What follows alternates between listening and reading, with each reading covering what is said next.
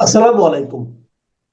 প্রিয় দর্শক, অন্য মঞ্চের আলাপ চাইতায় আপনাদের সকলকে আমন্ত্রণ জানাচ্ছি। শেখ হাসিনা সেখানে বারবারই ইউনূসকে বাংলাদেশের বর্তমান পরিস্থিতির জন্য দায়ী করে ইউনূস সরকারের অবসান, বাংলাদেশকে চরমপন্থী গোষ্ঠীর হাত থেকে আবার রিক্লেম ব্যাক করার কথা, আবার ছিনিয়ে নেওয়ার, আবার বাংলাদেশের চরমপন্থী গোষ্ঠীর হাত থেকে উদ্ধার করার জন্য দেশবাসীকে উদ্বুদ্ধ করেছেন। তিনি বলেছেন সুনির্দিষ্টভাবে ফরেন করেসপন্ডেন্স ক্লাবের এই অনুষ্ঠানে যে বাংলাদেশের জনগণের উদ্দেশ্যে তিনি বলেছেন যে বাংলাদেশের সাহসী জনগণ, বাংলাদেশের সাহসী নারী পুরুষ, আপনাদের সাথে আন্তর্জাতিক সম্প্রদায় আছে। সকল জল্পনার অবসান ঘটিয়ে 23 তারিখ দিল্লির ফরেন করেসপন্ডেন্স ক্লাবের মত বিনিময় সভায় ঘর উপচে পড়া সাংবাদিকদের সামনে যে মতবিনিময় সভা, সেখানে বাংলাদেশের সাবেক প্রধানমন্ত্রী এবং আওয়ামী লীগ সভানেত্রী শেখ হাসিনা অডিও বার্তা নিয়ে উপস্থিত হয়েছিলেন। সেই অডিও বার্তায় তিনি বাংলাদেশের নারী পুরুষ, বাংলাদেশের সাহসী নারী পুরুষ, খেটে খাওয়া সৎ মানুষদের উদ্দেশ্যে বাংলাদেশকে ফেরত নেওয়ার জন্যে যে অন্ধকারতম সময় বাংলাদেশ পার করছে, যে নৈরাজ্যকর পরিস্থিতি বাংলাদেশ পার করছে, যে রক্তাক্ত অধ্যায় বাংলাদেশ পার করছে, এই শব্দগুলো নানাভাবে তিনি ব্যবহার করে বলেছেন যে এই ডার্কেস্ট আওয়ার পার করে বাংলাদেশকে আবারও সমৃদ্ধির পথে, উন্নয়নের পথে নিয়ে যাওয়ার জন্যে বাংলাদেশের জনগণের উদ্দেশ্যে তিনি 5 দফা বাস্তবায়নের ডাক দিয়েছেন। তিনি 5 দফা অ্যাকশন পয়েন্ট ঘোষণা করেছেন। তিনি বলেছেন যে বাংলাদেশটা একটা রীতিমতো বাংলাদেশের রক্তক্ষয় হচ্ছে, Bangladesh is bleeding and on edge of abyss, মানে একেবারে ধ্বংসের দ্বার প্রান্তে পৌঁছে গেছে বাংলাদেশ। শেখ হাসিনা এই অনলাইন অডিও বার্তায় বলেন যে বাংলাদেশের এমন একটা বিপর্যস্ত অবস্থা, রক্ত ঝরছে বাংলাদেশের, এবং মনে হচ্ছে বাংলাদেশ তার ইতিহাসের সবচেয়ে ভয়াবহ দুঃসময়টা এই সময়ে পার করছে। এবং তিনি বলেন যে যেই বাংলাদেশ একটা গৌরবময় মুক্তিযুদ্ধের মাধ্যমে স্বাধীনতা অর্জন করেছিল, সেই বাংলাদেশ এখন ভয়াবহভাবে বিপর্যস্ত, ক্ষতবিক্ষত হচ্ছে চরমপন্থী সাম্প্রদায়িক গোষ্ঠী এবং বিদেশি অপশক্তির অনুচরদের দ্বারা। তিনি সরাসরি তার পুরো বক্তৃতায় অন্তর্বর্তীকালীন সরকারের প্রধান ডক্টর মোহাম্মদ ইউনূসকে দায়ী করেছেন। ডক্টর মোহাম্মদ ইউনূসকে তিনি তার বক্তব্যে বাংলাদেশের এই দশার জন্য দায়ী করেছেন। শুধু তাই নয়, তিনি তাকে সুদখোর, অর্থ জালিয়াতিকারী, লুটপাটকারী, দুর্নীতিবাজ এবং ক্ষমতালোভী, বিশ্বাসঘাতক, দেশদ্রোহী হিসেবে উল্লেখ করে বলেছেন যে ইউনূস সরকারের অপসারণ ঘটানোই এখন বাংলাদেশে গণতন্ত্র পুনরুদ্ধার এবং বাংলাদেশকে আবার সঠিক পথে ফিরিয়ে আনার জন্য প্রথম পদক্ষেপ হিসেবে বিবেচিত হতে হবে।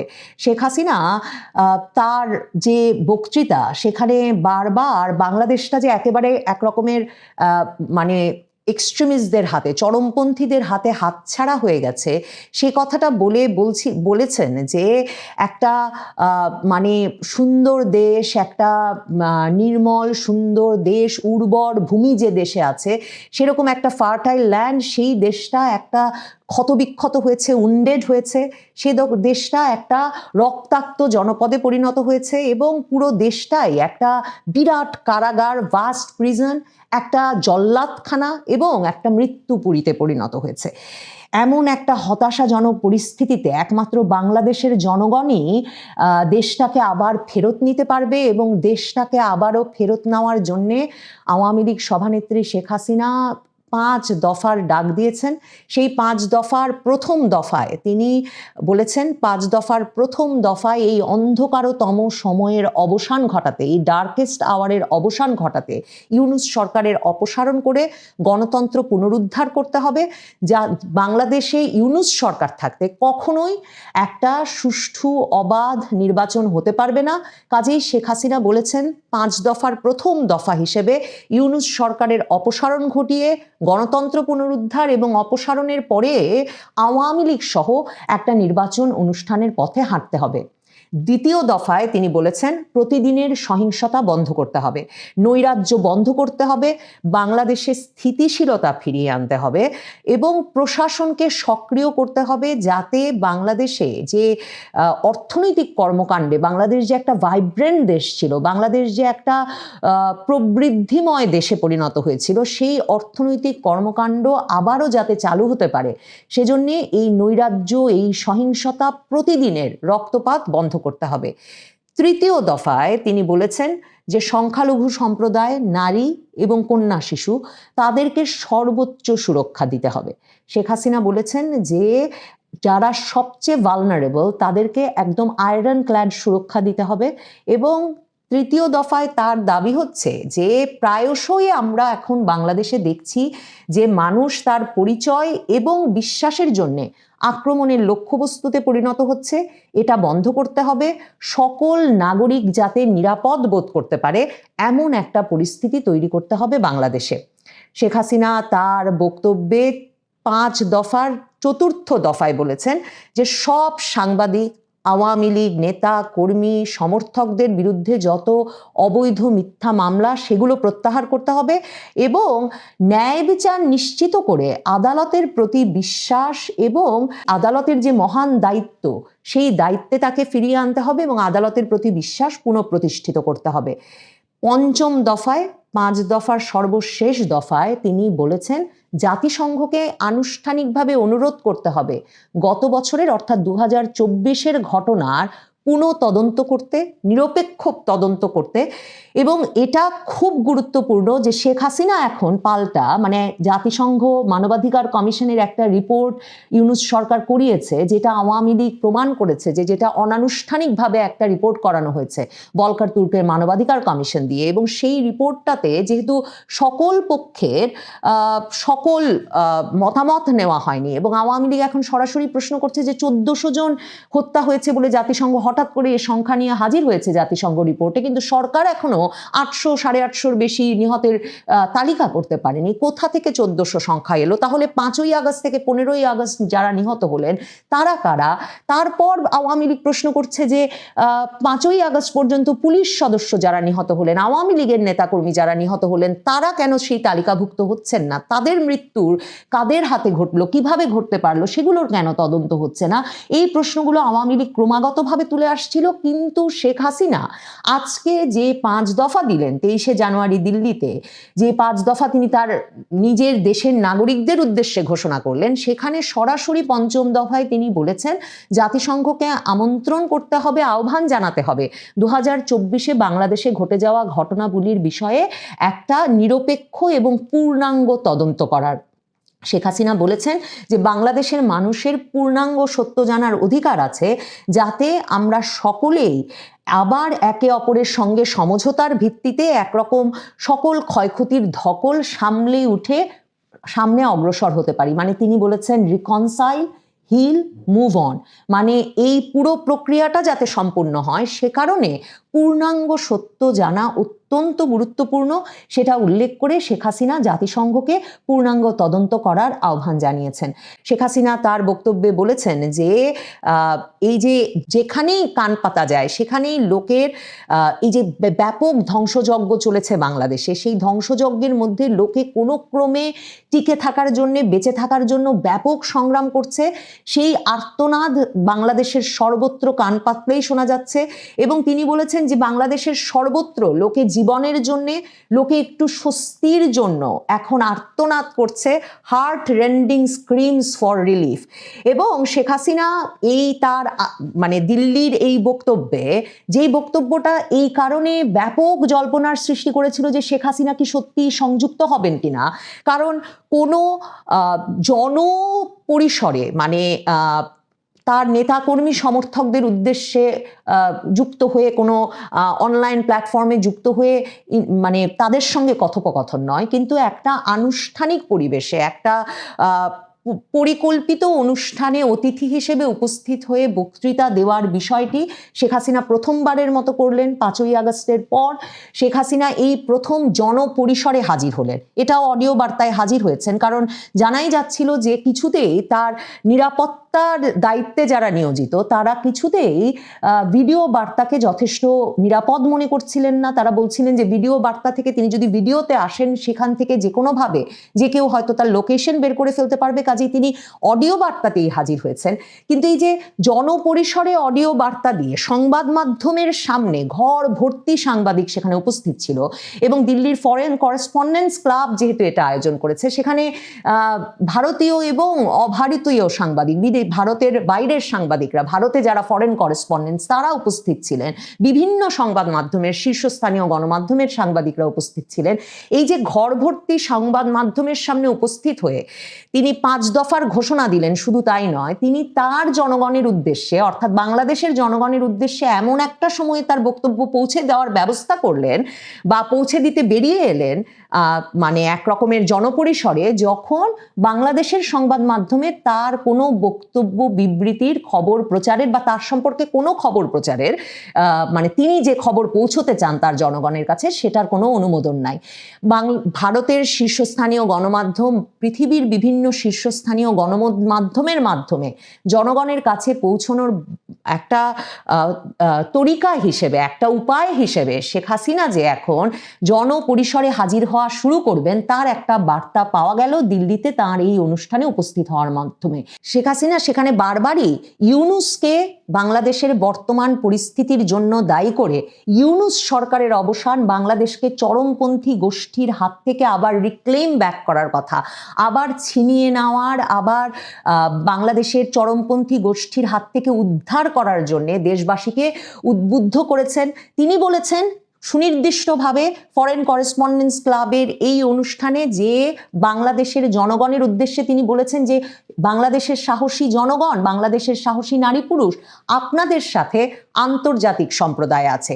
শেখ হাসিনা বিশ্বাস করেন যে বাংলাদেশকে চরমপন্থী গোষ্ঠীর হাত থেকে আবার উদ্ধার করতে বাংলাদেশের জনগণ যদি ঐক্যবদ্ধভাবে আবারও এই 5 দফা বাস্তবায়নে এগিয়ে আসে এবং ঐক্যবদ্ধ হয়, দৃঢ় প্রতিজ্ঞ হয়, তাহলে তারা পাশে আন্তর্জাতিক সম্প্রদায়কে পাবে। শেখ হাসিনা ইউনূসকে, মোহাম্মদ ইউনূসকে মার্ডারাস ফ্যাসিস্ট ইউনূস, খুনে ফ্যাসিস্ট ইউনূস হিসেবে উল্লেখ করে তাকে আগেই বললাম যে তাকে এক রকমের ক্ষমতা লোভী দেশদ্রোহী হিসেবে অভিহিত করে তিনি বলেছেন যে যিনি কিনা পুরোপুরি বাংলাদেশের যে সোল, বাংলাদেশের যে আত্মা, সেই আত্মাটাকে তিনি এক রকমের ক্ষতবিক্ষত করে দিয়েছেন, এবং এই ইউনূস বাংলাদেশকে একটা পুরোপুরি একটা রুক্ষ শুষ্ক মানে দেশে পরিণত করেছেন, যার হাত থেকে বাংলাদেশকে উদ্ধার করতেই হবে। শেখ হাসিনা এই প্রথম দেশবাসীর উদ্দেশ্যে 5 দফার দাগ দিলেন, অ্যাকশন পয়েন্ট ঘোষণা করলেন। সম্ভবত শেখ হাসিনা, আওয়ামী লীগ বাংলাদেশের বাইরে থেকেই বাংলাদেশের জনগণকে উদ্বুদ্ধ করার, আন্দোলনের ডাক দেওয়ার এই প্রক্রিয়া 23শে জানুয়ারি 2026 থেকে শুরু করলেন। কারণ শেখ হাসিনা বলছেন তিনি মনে করেন বাংলাদেশের জনগণ অপেক্ষা করছে দেশকে ফিরিয়ে নেওয়ার। সম্মানিত দর্শক, ত্রয়োদশ জাতীয় সংসদ নির্বাচনে আওয়ামী লীগের ভোট খুব গুরুত্বপূর্ণ ভূমিকা পালন করবে। প্রথমত প্রশ্ন যে আওয়ামী লীগ এই ভোটে অংশগ্রহণ করতে পারেনি, সেক্ষেত্রে দলে যারা নেতৃবৃন্দ রয়েছেন তাদের হুকুম মতো আওয়ামী লীগের যারা লোকজন রয়েছে তারা ভোট কেন্দ্রে যাবে কি যাবে না, এটা নিয়ে প্রশ্ন। প্রথমত হলো যে এখন নির্বাচনের যে আবহ বা আমেজ চলছে, তাতে করে আওয়ামী লীগের হাতে গোনা কট্টরপন্থী 2-1 জন লোক ছাড়া প্রায় সবাই ভোট কেন্দ্রে যাবে, নিশ্চিন্তে যাবে, ধরে রাখেন। 2 নম্বর হলো যে যারা পালিয়ে আছেন বাংলাদেশের ভেতরে তাদের কথা আলাদা, আর যারা দেশের বাইরে পালিয়ে আছেন তারা মূলত দল থেকে বিচ্ছিন্ন হয়ে গেছেন।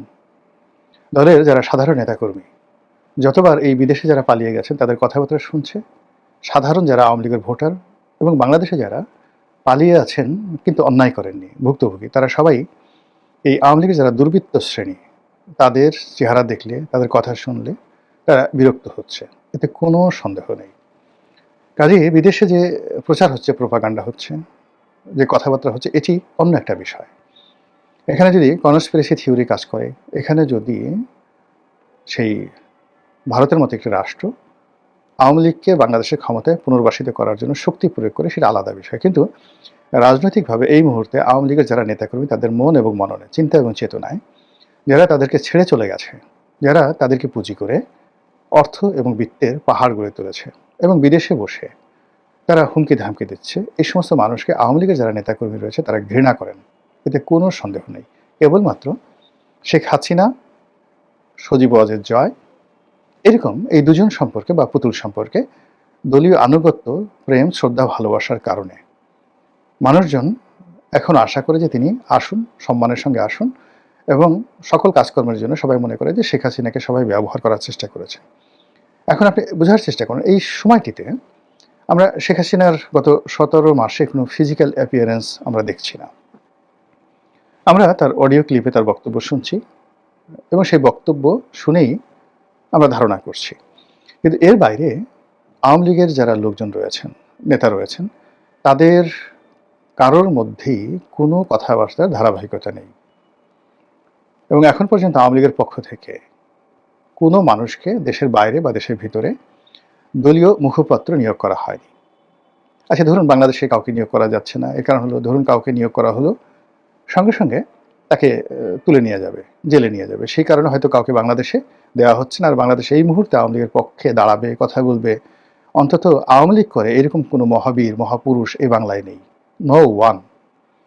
যত কথাই হোক না কেন, আপনি গিয়ে দেখেন সবগুলো এখন কচুরি পানার নিচে এখন টুপ করে ডুবে আছে। এটি বাস্তবতা। সময় নেবে। আওয়ামী লীগকে যদি জেগে উঠতে হয় আরও অনেক সময় নিতে হবে। আর অন্যদিকে দেশের বাইরে বসে যারা কথাবার্তা বলছেন তারা বিচ্ছিন্নভাবে কথা বলছেন। এই কখনো নানক সাহেব কথা বলছেন, কখনো বাহাউদ্দিন নাসিম সাহেব কথা বলছেন, কখনো সজীব ওয়াজেদ জয় সাহেব কথা বলছেন। তারপর এই বিভিন্ন ওয়েব মিটিংয়ে দেখা গেল যে মোহাম্মদ আরাফাত সাহেব কথা বলছেন, সমর রেজাউল করিম সাহেব কথা বলছেন, ডক্টর আব্দুল মোমেন সাহেব কথা বলছেন। কিন্তু এটা মনে হলো যে কোনো আয়োজিত নয়, যে যার অবস্থান থেকে আওয়ামী লীগকে হাইলাইট করার জন্য, আওয়ামী লীগের পক্ষ অবলম্বন করার জন্য, এবং তারা যে আছে এটাকে প্রমাণ করার জন্য তারা প্রাণান্ত চেষ্টা চালিয়ে যাচ্ছে। এর বাইরে মানে দলীয় নির্দেশে শৃঙ্খলাবদ্ধভাবে কোনো একটি কাজ হচ্ছে, অন্ততপক্ষে এটা আমরা এখান থেকে দেখছি না। তো সে যাই হোক না কেন, কিন্তু দেশের বাইরে থেকে যদি শেখ হাসিনা স্বয়ং তিনি এত অডিও বার্তা দেন, তিনি যদি বলতেন যে না এখন থেকে দলের পক্ষে ইনি কথা বলবেন, নেক্সট টু মি ইনি কথা বলবেন, ইনি আমার প্রেস সচিব, ইনি আমার পলিটিক্যাল রাজনৈতিক সচিব, ইনি দলের মুখপাত্র, এইভাবে 4-5 জন লোককে সেট আপ করার জন্য ম্যান পাওয়ার তো তার আছে, পাত্র মিত্র আত্মীয় স্বজন সবাই তো নিরাপদে বিদেশে আছে। তো এই কাজগুলো আওয়ামী লীগ করছে না, বরং যে কাজগুলো করছে বিভিন্ন শ্রেণীর, আমি নাম বলবো না, নেতাকর্মী আছে, তারা আওয়ামী লীগের পক্ষে শেখ হাসিনাকে বিক্রি করার চেষ্টা করছে। আজকে আপার সাথে কথা হয়েছে, তোমার ভবিষ্যৎ ভালো, ভবিষ্যতে আওয়ামী লীগ ফিরে আসলে তোমাকে এই পদ পদবি দেওয়া হবে। লন্ডনে যখন শেখ হাসিনা মানে তারেক রহমান সাহেব ছিলেন, তাকে কেন্দ্র করে ঠিক 2000 সেই 14, 15, 16, 17, 18 থেকে একেবারে 24 পর্যন্ত একটা বিরাট সিন্ডিকেট এই বাংলাদেশে কমিটি বাণিজ্য করেছে, এবং তারেক রহমান সাহেবের দোহাই দিয়ে মানে এই বিএনপির বিপদের মধ্যেও অনেকে হাজার হাজার কোটি টাকা লুটপাট করেছে। এমনও ঘটনা ঘটেছে একটা জেলার পদ পদবীর জন্য কোটি টাকা লেনদেন হয়েছে বলে অভিযোগ আছে। ঠিক সেম কাজটা আরও মানে যাকে বলা হয় ক্ষতিকরভাবে, আরও ধ্বংসাত্মকভাবে এখন আওয়ামী লীগের এক শ্রেণীর লোকজন করছে। এমনিতেই আওয়ামী লীগের মধ্যে যে শ্রেণীটা মানে পালিয়ে গেছে, প্রায় সবাই শত কোটি, হাজার কোটি টাকা লুটপাট করে দেশের বাইরে পাচার করে সহায় সম্পত্তি কিনে তারা পালিয়ে গেছে। তো এদের মধ্যে একটি গ্রুপ আছে যারা ঠিক তাদের ব্যাংক অ্যাকাউন্ট ফ্রিজ হয়ে আছে ভারতে, কিন্তু টাকা আছে ধরুন কানাডাতে, কানাডাতে টাকা আছে ধরুন বুরকিনা ফাসোতে আছে, জাস্ট কথার কথা বললাম, টাকা আছে ধরুন সুইজারল্যান্ডে। তো এভাবে তারা আসলে মুভ করতে পারছে না। তো সেক্ষেত্রে অনেকগুলো আওয়ামী লীগের মধ্যে যারা বিদেশে থাকে, কেউ হয়তো লয়ার আছে, কেউ হয়তো ডাক্তার আছে, কেউ হয়তো ওখানে কমিউনিটি লিডার আছে, তারা অত পরিচিত না, কিন্তু এই আওয়ামী লীগের নেতাকর্মীদের এই বিপদের সময়টিতে তাদেরকে চুষে খাওয়ার জন্য এক ধরনের এরকম দালাল ফড়িয়ে তৈরি হয়েছে, যারা বলছে ঠিক আছে তোমার ব্যাংক অ্যাকাউন্টে ঠিক করে দিচ্ছি, বাংলাদেশে তোমার প্রপার্টিটা বিক্রি করে দিচ্ছি, আমার এই চ্যানেল আছে, অমুক অমুক লোক আমার ক্লাসমেট, অমুক অমুক লোক আমার পরিচিত, তারা এই ধান্দাবাজি করছে। অনেকে শেখ হাসিনার সঙ্গে আমার এইমাত্র কথা হলো, এই কথা বলে সে বিরাট একটা ভিডিও ফুটেজ দিয়ে ফেললো, এবং কয়েকজন গ্রুপ এর মধ্যে ওই এক হারফিক মজুমদার আছে, কোনোদিন আওয়ামী লীগ করেনি, কক্ষনো না। বরং বিভিন্ন গুপ্ত সংগঠনের সাথে তার যে সংযোগ ছিল এটা সবাই জানে। এখন সে আওয়ামী লীগের বড় ত্রাণকর্তা হয়ে গেছে। সে আজ কলকাতাতে আসবে, পরশুদিন দিল্লিতে যাবে, তার একদিন সুইজারল্যান্ডে যাবে। যাওয়ার পরে সে আজ তার শেখ হাসিনার সাথে কথা হয়েছে, কাল জয়ের সঙ্গে কথা হয়েছে। তিনি যে সমস্ত কাজকর্ম করছেন, শেখ হাসিনার ডাইরেক্ট নির্দেশে কাজ করছেন, জয়ের ডাইরেক্ট নির্দেশে কাজ করছেন। আর এই কথা বলে আওয়ামী লীগের লোকজন বা যে কোনো লোকই বিপদে পড়লে, বিএনপির সময় দেখেছি, মানে তারা মানসিকভাবে দুর্বল থাকে, ভীষণ রকম দুর্বল থাকে। যেহেতু একটা সময় অনেক দিন তো শেখ হাসিনার কাছাকাছি ছিলাম, তো দেখেছি যে কিভাবে মানে শেখ হাসিনার রুম থেকে বের হওয়ার সঙ্গে সঙ্গে আমার পিছনে 10 জন লোক হয়তো দৌড় দিল। তো এইভাবে যদি আমি মার্কেটিং করতে চাই, ব্র্যান্ডিং করতে চাই, তাহলে শেখ হাসিনাকে বিক্রি করা সহজ। এবং বাংলাদেশে অনেক লোক, হাজার হাজার মানুষ যারা জীবনে শেখ হাসিনার সামনে যায়নি, তারাও কিন্তু শেখ হাসিনাকে বিক্রি করেছে। তো এরকম একটা গ্রুপ তৈরি হয়ে গেছে কিন্তু দেশের বাইরে। তো এরা যত কথাই বলুক না কেন, এদের কথায় বাংলাদেশে আওয়ামী লীগের নেতাকর্মীরা কোনো অবস্থাতেই মুভমেন্ট করবে না। এখন আওয়ামী লীগের নেতাকর্মীরা এই ভোটের মরশুমে তারা চিন্তা করছে যে যদি তারা ভোট দিতে না যায়, তাহলে তাদের উপর জুলুম হবে, অত্যাচার হবে, মামলা হবে, মোকদ্দমা হবে। কাজেই ভোট তাদেরকে দিতে যেতে হবেই। 2 নম্বর হলো ভোট দিতে গিয়ে তারা চিন্তা করছে যে কাকে ভোট দিলে তাদের অস্তিত্ব রক্ষা হবে। তাদের অভিজ্ঞতা দিয়ে তারা প্রাণান্ত চেষ্টা করছে যে বিজয়ী হবে তার পক্ষে থাকার জন্য, এবং এই কাজটি তারা করবে। তো এই দিক থেকে আওয়ামী লীগের যে ভোট আছে, সেই ভোট সাধারণত মানে বিজয়ীর পক্ষে যাবে। মানে যে প্রার্থী এলাকাতে ভালো করছে তাকে আওয়ামী লীগের লোকজন ভোট দেবে। এখন সে জামাত হতে পারে, এবং এখন সে বিএনপি হতে পারে, ইত্যাদি ইত্যাদি সবকিছু। এবং স্থানভেদে, কালভেদে এটা ডিফার করবে। যে জিতবে তাকেই আওয়ামী লীগের লোকজন ভোট দেবে, এবং এটাই একটা সমীকরণ। এবং এই সমীকরণের কারণে পুরো ভোটের যে ফলাফলটি, এটি একটি কমপ্লেক্স হবে। সারা বাংলাদেশে কোথাও দলবদ্ধভাবে আওয়ামী লীগ বিএনপিকে ভোট দেবে না, অথবা জামাতকে ভোট দেবে না। তারা যেখানে যাকে সুবিধাজনক মনে করবে ঠিক সেইভাবে স্থানীয়ভাবে তারা সিদ্ধান্ত নিয়ে ভোট দেবে, এবং এটা ওয়ার্ড ভিত্তিক হবে। যেমন দেখা গেল একটা ওয়ার্ডে যারা ভোট দিবেন দাঁড়িপাল্লাতে, অন্য একটা ইউনিয়নে গিয়ে হয়তো দেখা গেল যে সেখানে আওয়ামী লীগের যারা লোকজন রয়েছেন তারা হয়তো ভোট দিবেন ধানের শীষে। এইভাবে একটা জটিল পরিস্থিতি কিন্তু তৈরি হয়ে যাবে। এখন সবাই বলতে পারেন যে নৌকা নেই, নো নৌকা নো ভোট। এটা আসলে প্রচারণা বা আত্মতৃপ্তি পাওয়ার মতো, এবং এটা ভোটের মাঠে প্র্যাকটিক্যালি কোনো ফলাফল বয়ে আনবে না। কেন আনবে না? এর কারণ হলো যে ধরুন আওয়ামী লীগের শীর্ষ নেতৃত্ব তারা কি প্রাণান্ত চেষ্টা করেনি যে 2024 সনে, 18 সনে সর্বোচ্চ সংখ্যক ভোটারদেরকে ভোট কেন্দ্রে আনার জন্য? তারা টাকা খরচ করেছে, শক্তি প্রয়োগ করেছে, আবেদন করেছে, নিবেদন করেছে, হুমকি দিয়েছে, ধামকি দিয়েছে, কোনো কাজ হয়নি। ভোট কেন্দ্রে আসেনি। 24 নির্বাচনে 5 থেকে 6% লোক ভোট কেন্দ্রে এসেছিল। আওয়ামী লীগ যখন ক্ষমতায় এবং উইথ অল মেশিনারিজ, তখন তাদের নেতাকর্মীরা তাদের কথায় উদ্বুদ্ধ হয়ে ভোট কেন্দ্রে আসেনি। আর এখন সম্পূর্ণ একটা বিরূপ পরিস্থিতিতে, যেখানে মানে একটা যাকে বলা হয় বিএনপির বা জামাতের একটা ওয়ার্ড পর্যায়ের নেতার সঙ্গে আওয়ামী লীগের অনেক এমপি প্রার্থী রীতিমতো অনুনয় বিনয় করছে, আশ্রয় প্রশ্রয়ের জন্য তাদের পিছিয়ে ঘুর ঘুর করছে। এটা হলো বাস্তবতা। অনেক পরিবার অসহায় হয়ে পড়ছে, হিন্দু মুসলমান যারা আছে, does not matter. Awami League করেছে, এখন এই শহরে মাথা উঁচু করে দাঁড়ানোর মতো কোনো মানুষ নেই, এই জনপদে কেউ নেই, নো ওয়ান। বিদেশে বসে যারা কথাবার্তা বলছে আত্মতৃপ্তির জন্য বলছে, কিন্তু বাংলাদেশে যদি কেউ ঘোরাফেরা করে, তারা আওয়ামী লীগের লোকজনের কান্না দেখলে, অসহায়ত্ব দেখলে বোবা প্রাণীও কিন্তু কান্নাকাটি করবে। তো এটা রিয়ালিটি হলো আওয়ামী লীগ যারা এখানে করছেন, ভোট আছেন, ভোট কেন্দ্রে আছেন, তারা ঘরের মধ্যে বসে থাকার ইচ্ছা থাকলেও তারা বসে থাকতে পারবেন না, সেই হিম্মত তাদের নেই। এবং আওয়ামী লীগ জামানাতে যেটা হয়েছে, বিএনপির লোকদেরকে ধরে নিয়ে যাওয়া হয়েছে, তাদেরকে ভোট দিতে বলা হয়েছে, এবং তাদেরকে টেবিলের উপর রেখে নৌকাতে ভোট দিতে বাধ্য করা হয়েছে। তো সেই কাজটি কেন এখন হবে না?